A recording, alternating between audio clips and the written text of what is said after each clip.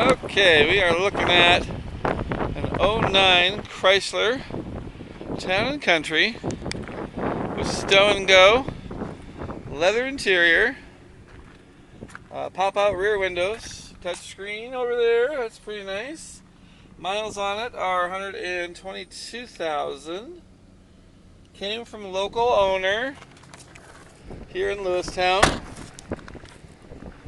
and we are pleased and privileged to be able to offer it to you. It does have, again, I mentioned the Stow-n-Go seating, which is great. And so you can kind of see here, there's the DVD players up there. And we will kind of just walk around, and all of a sudden we got traffic all around me. Sorry.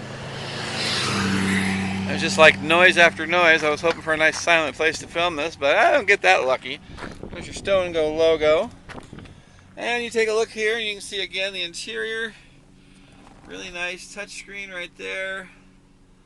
And center console with all your storage stuff.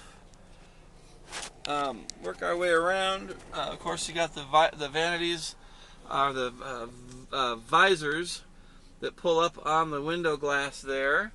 There's your back seat,